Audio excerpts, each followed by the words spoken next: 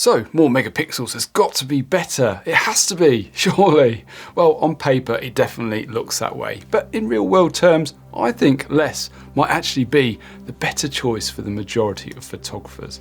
In fact, after years of using all kinds of cameras, from low-res cameras like the 16 megapixel GX80 to 100 megapixel monsters like the X2D, I found way more positives for having less megapixels in a camera than more. So if you've ever looked at a spec sheet and thought, should I upgrade? This one is definitely for you.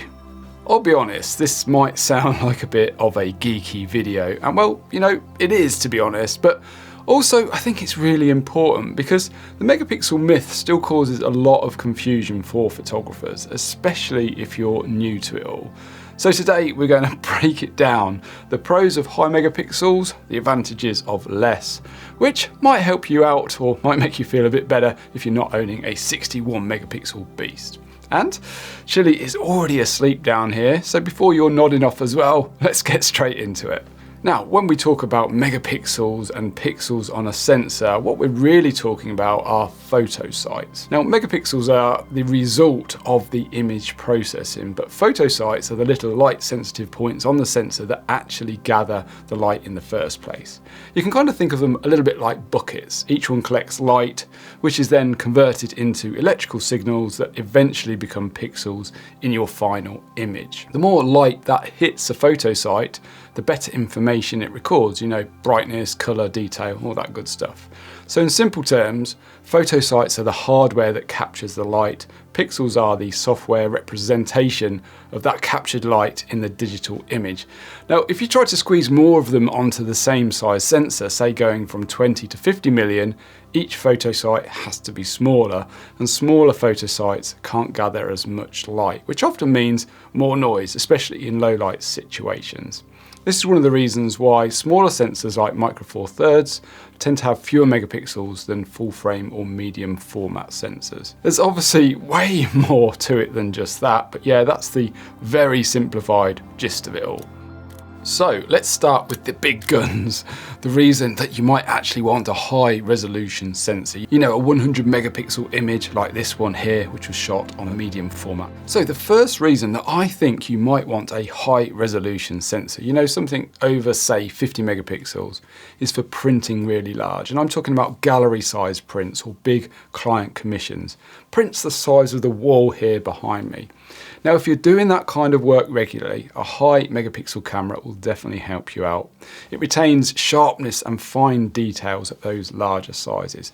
And if your work is going to be on display in something like a gallery setting, you can expect it to be scrutinized. People love to get up close and have a proper look. And yeah, there's no doubt about it. More megapixels will give you a more detailed image when printing big, provided the lens that you use can actually resolve that kind of detail. Of course, there's a perfectly valid counterpoint here, which is viewing distance.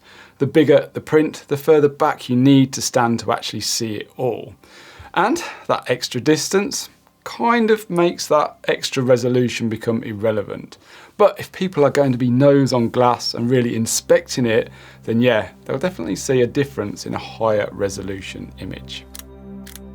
Another good reason for choosing a high resolution camera is commercial work. So if you're shooting for advertising, fashion or editorial purposes, they'll often expect a really high level of detail.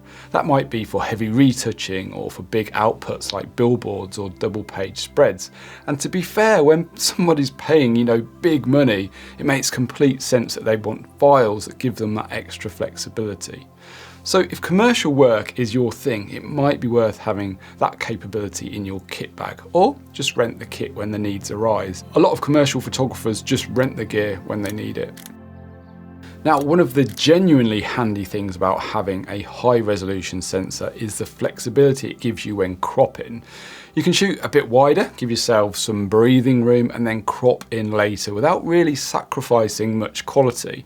That's super useful if you're not 100% sure on your composition in the moment, or if you're shooting fast and don't really have the time to reframe perfectly. Actually, this short you're seeing up here somewhere is where I demonstrated how you can create multiple shots from one 100 megapixel photo. There's still more than enough resolution in these shots left for the web, social media, or even small prints. So it's definitely a nice option to have. Another perk of having all of these megapixels is just being able to zoom right into your images and really inspect the details. Now, whether you're checking focus, looking for little distractions, or doing a bit of detailed retouching, that extra resolution gives you a lot more room to work with. You know, you can punch in and still see all of the fine texture, like individual blades of grass. It's a bit like having a digital magnifying glass, which can be handy in a lot of situations. And lastly, for the high megapixel positives, we've got perception. Some people might associate more megapixels with a more pro camera. And hey, you know, I think perception does play a big part. Sometimes it's about how gear makes you feel, isn't it? Back when I used to shoot events many moons ago, I remember using a battery grip. Now, not because I needed that extra battery life necessarily, but it kind of made me look a bit more serious. I'll admit it gave me more confidence. I felt like I looked the part, and when you're just starting out, you know, that can really matter. So if having a high megapixel camera gives you a little bit of extra boost in confidence, whether it's, you know, in front of clients or colleagues or just for your own peace of mind, I think it's a totally valid reason. Before we get into the really important reasons why having less megapixels might actually be better, I want to take a quick moment to thank the sponsor of today's video. So over the past year, I started getting more spam emails and random calls than ever before. So much so that I actually started missing important messages that were hidden in all of the trash. And it ended up costing me some pretty big opportunities, which, you know, I was very frustrated about. So if you've been seeing more junk mail or scam calls lately, it's probably because your personal data is being collected and sold by data brokers. These companies legally gather everything from your name, email, to your address, shopping habits, even your browsing history. And you know, it's great to have Incogni sponsoring this video because I had no idea this sort of thing went on. So Incogni reaches out to these data brokers for you and demands your personal info gets removed from their databases. Their dashboard makes it, you know, really easy as well to see all of the progress that they're making on your behalf. If you take a look at my dashboard here, you can see Incogni has sent 48 removal requests to brokers this month, 2 are in progress and 46 are completed, which has saved me 34 hours and 30 minutes if I were to do it myself. There's a 30-day money-back guarantee as well, so it's completely risk-free to try. So if you want to take back your own privacy, use the link in my video description, which is incogni.com/Ian Worth, for 60% off an annual plan. So a big thanks to Incogni for supporting this week's video. All right, now on to the fun bit, if this topic can ever really be fun. The reasons why less megapixels might actually be better. Now, I've found loads more advantages for having less, so let's dive straight into it. One of the first things I noticed when shooting with a lower megapixel camera, say around 26 megapixels, is just how much more forgiving they are. You know, if you miss focus a touch or there's a slight bit of camera shake, on a lower res file, those small imperfections are often barely noticeable. Now compare that to a high-res image, well, it's generally a different story. Every little wobble, every miss of focus, even slight movement from the wind, it's all magnified, especially when you're zooming into the image or cropping heavily. With fewer megapixels, you've got a bit more breathing room. And that's not to say, you know, it's an excuse to get sloppy. Good technique is always the thing to do, isn't it? But when you're out in the field, maybe, you know, in bad weather or you're moving quickly, it's reassuring to know that your camera's not going to call you out on every single tiny little misstep that you make or, you know, problem you might have with the conditions. This one's a big deal and obviously doesn't need much of an explanation. You know, fewer megapixels often mean smaller files, which means faster offloads, quicker backups, cheaper SD cards, a smoother editing workflow. It's just easier. Less time waiting around, more time shooting and editing without your machine grinding to a halt. With high-res files, you need to have high-end tech as well to process that data more quickly, so the whole thing becomes more costly. Next up, let's talk monitors. Now here's the thing, a 4K screen is only around 8 megapixels, so unless you're zooming in like you're analysing a moon landing photo, you're not actually seeing all that extra resolution anyway. Even a 16 megapixel file looks fantastic on a 4K monitor. Sharp, clean, and more than enough room to comfortably work. If you do shoot high-res photos to really take advantage of all that extra detail, I think a seriously good monitor is a must. Think 5K like this one here, or even higher. And yeah, those monitors don't come cheap. One of the things about high resolution sensors is they really shine a spotlight on your lenses.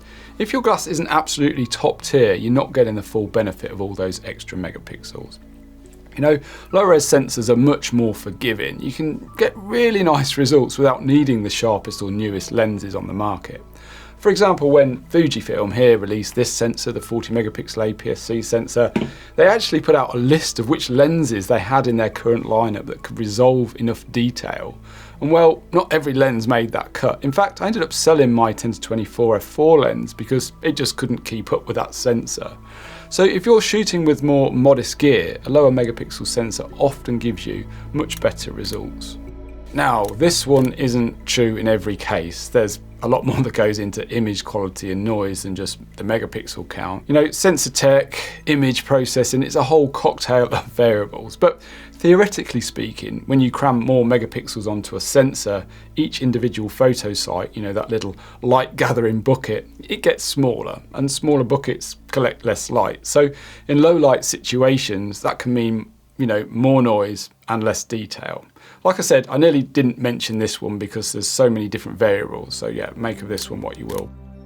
Faster burst shooting. Now here's where less really is more. Lower res cameras usually have a much easier time rattling off shots because there's simply less data to crunch. Take the OM1 Mark II for example, it's a 20 megapixel camera, but it can fire off a ridiculous 120 frames per second. It's honestly kind of wild. Now compare that to something like the 100 megapixel Hasselblad X2D and you're getting about 3 frames per second. So if you're shooting anything that moves quickly like wildlife or sports, a lower resolution camera can give you a serious speed advantage. Now one thing I've really noticed when I'm shooting on a lower res camera, like say 26 megapixels, is I tend to slow down a bit more and really think about my framing, because I know I just can't crop in forever and fix it later. And honestly, that's not a bad thing. It forces you to be more intentional, to get the composition right in camera. Now I've spoken about this, you know, a lot recently, and how, you know, shooting with intent and getting it right in camera is more rewarding. I found it helps me to make better images. It keeps me more present and more tuned into what I'm doing. And I think it's well worth taking, I think maybe a wide shot of each scene as well as a few different other compositions, say medium and tight. So you've got a few different options when you get back to post-production as well.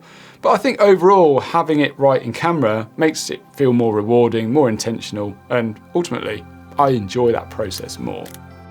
So most of the places us photographers share our work online just doesn't need a ton of megapixels. Instagram, for example, displays posts at around 1080 by 1350 pixels wide. That's about 1.4 megapixels.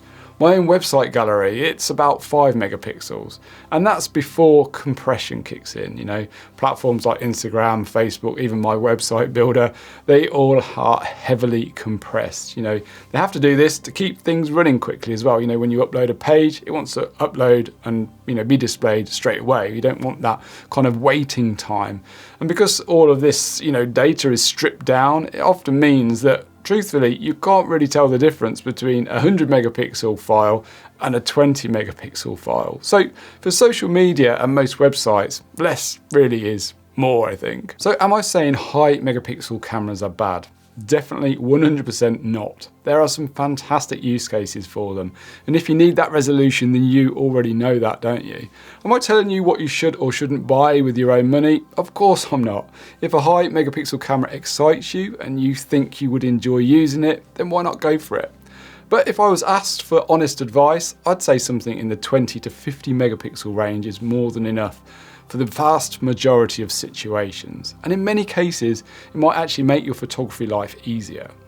Also, I really don't think megapixels should be at the top of the list when choosing a camera. In fact, investing in good lenses will often do far more for your image quality than chasing resolution ever will. You know, all the way through making this video, I've been thinking to myself, why on earth am I doing a video about megapixels?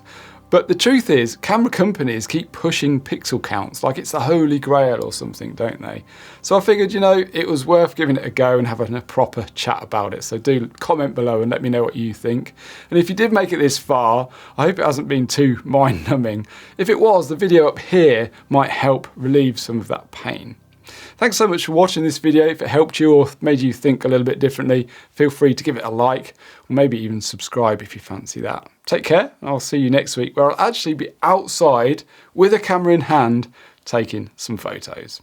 See you soon.